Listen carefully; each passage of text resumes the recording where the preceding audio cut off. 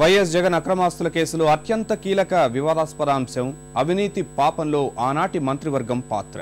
దివంగత వైఎస్ మాటకు డూడు బసవన్నులుగా తలాడించి పెట్టమన్న చోటల్లా కళ్ళు మూసుకుని సంతకాలు చేసిన అమాత్యుల ప్రమేయాన్ని ఇప్పటికే న్యాయస్థానము ప్రశ్నించింది. ఈ వ్యవహారంలో అందరి వేళ్లు ఆ ఆరుగురి వైపే.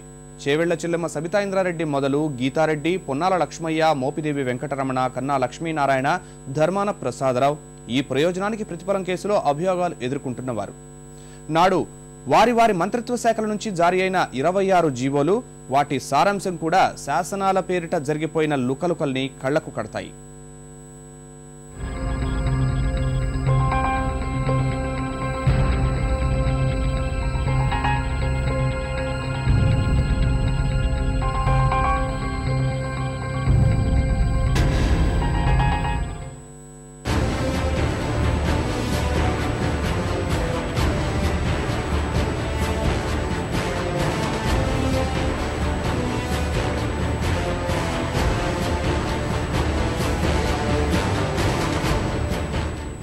జగన్ అక్రమాస్తుల కేసులో ఈ 6 మంత్రులు సుప్రీం నుంచి శ్రీముఖాలు అందుకున్నారు. వీరి వద్ద విధులు నిర్వహించిన 8 మంది ఐఏఎస్లు సహా అందరికీ సుప్రీం తాకీదులు ఇవ్వడం సంచలనం సృష్టించింది. 2007 జూలై మొదలు 2008 మార్చి వరకు జరిగిన జీవోల ప్రహసనంలో మంత్రులపై అభియోగాలకు కారణాలు అనేకం. నిమ్మగడ్డ ప్రసాద్ నుంచి పెన్నా ప్రతాపరెడ్డి వరకు అనేక మందికి అలవిమాలిన మేళ్లు దక్కేలా చేశాయి ఆ రాజాజ్ఞలు.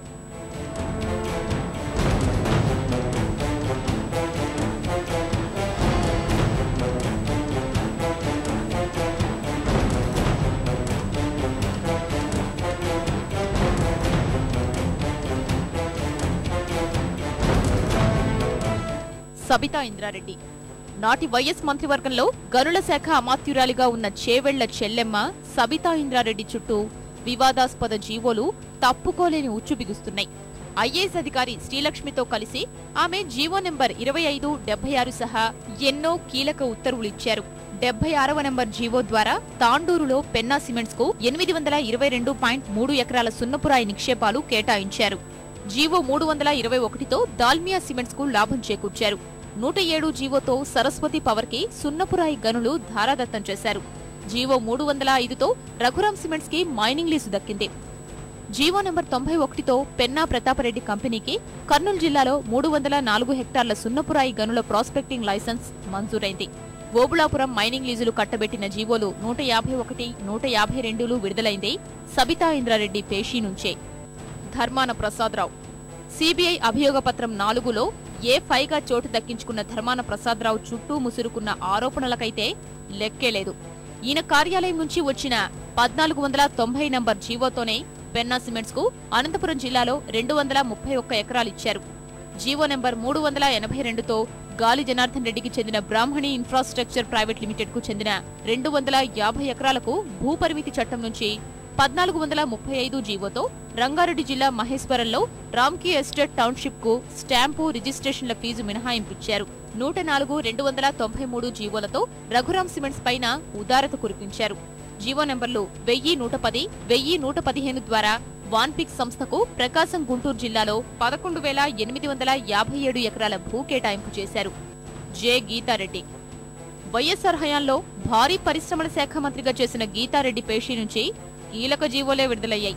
జీవో నెంబర్ 54తో రఘురాం సిమెంట్స్ ను భారతీగా మార్పు చేశారు. ఈ పేరు మార్పు తరువాతే భారతీ సిమెంట్స్ విపరీతంగా లబ్ధి పొందింది. రఘురాం సిమెంట్స్ కి కడప జిల్లా ఎర్రగుంట్ల, కమలాపురం మండలాల్లోని టి సుంకేసుల, తిప్పలూరు, పందిళ్లపల్లి, నల్లింగాయలపల్లిలో 30 ఏళ్లకు మైనింగ్ లీజులు అప్పటికే మంజూరయ్యాయి. సంస్థ పేరు మార్పునకు అంగీకరిస్తూ ఉత్తర్వుల ద్వారా తొలుత బినామీల పేరుతో కంపెనీ పెట్టి తరువాత అవి తనవిగా బదలాయించుకోవడం, వాటికి గనుల్ని పొందారన్న ఆరోపణలు ఉన్నాయి. 477 జీవోతో కడప జిల్లా జమ్మలమడుగులో బ్రాహ్మణి ఉక్కు పరిశ్రమ ఏర్పాటుకు ఉత్తర్వులిచ్చారు. తద్వారానే ఆర్ఆర్ గ్లోబల్ సంస్థ జగన్ సంస్థల్లోకి పెట్టుబడులు పెట్టిందనే అభియోగాలున్నాయి. కన్నా లక్ష్మీనారాయణ రామ్కీ సంస్థకు అయాచిత లబ్ధి చేకూర్చడం నుంచి బ్రాహ్మణి ఇన్ఫ్రాకు మేళ్ల వరకు కన్నాపైన చాలా ఆరోపణలున్నాయి. అప్పట్లో గృహ నిర్మాణ మంత్రిగా చేసిన లక్ష్మీనారాయణ జీవో నెంబర్ 12, 382ల ద్వారా రామ్కీ బ్రాహ్మణులకు అనుకూలంగా వ్యవహరించినట్లు అభియోగం. దీనికి సంబంధించే ప్రయోజనానికి ప్రతిఫలంగా రామ్కీ సంస్థ జగన్ కంపెనీలలో ఆ సంస్థ పెట్టుబడి పెట్టిందని తెలుస్తోంది. జీవో 12తో రామ్కీ ఫార్మాసిటీకి స్టాంపు డ్యూటీ, రిజిస్ట్రేషన్ల ఫీజులు వాపసు చేశారు. తొలుత ఈ భూమిని ప్రభుత్వం నుంచి ఏపీ ఐఐసీకి బదలాయించారు. తరువాత ఏపీ ఐఐసీ రామ్కీ ఫార్మాసిటీకి ఇచ్చింది. దీనికోసం రామ్కీ 3,15 లక్షల రూపాయలను రిజిస్ట్రేషన్ డ్యూటీగా చెల్లించింది. దాన్ని తిరిగి పరిశ్రమల శాఖ రామ్కీకు నజరానాగా చెల్లించేందుకు ఆదేశిస్తూ ఉత్తర్వులిచ్చింది. ప్రతిగా రామ్కీ గ్రూపు సాక్షిలో దాదాపు 10 కోట్ల రూపాయలు పెట్టుబడి పెట్టారు. మోపిదేవి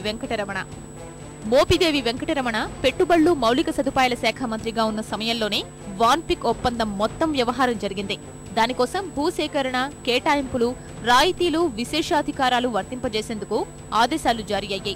2008 జూలై 7వ తేదీన జీవో నెంబర్ 29తో వాన్పిక్ కు స్టాంపులు, రిజిస్ట్రేషన్ల చట్టం నుంచి మినహాయింపులు కల్పించారు.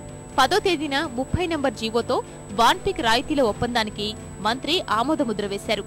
అదే నెల జీవో 31తో వాన్పిక్ భూసేకరణ ముసాయిదాకు ఆమోదముద్ర వేశారు. జీవో నెంబర్ 32 ద్వారా వాన్పిక్ సంస్థకు మరో భారీ లబ్ధి చేకూరింది. వీటికి సంబంధించి మోపిదేవిని మే 24న సిబిఐ అరెస్టు చేసింది. పొన్నాల లక్ష్మయ్య భారీ నీటిపారుదల శాఖ మంత్రిగా పొన్నాల లక్ష్మయ్య ఇచ్చిన 146/94 ఉత్తర్వులతో ఇండియా సిమెంట్స్ కి లబ్ధి చేకూరింది.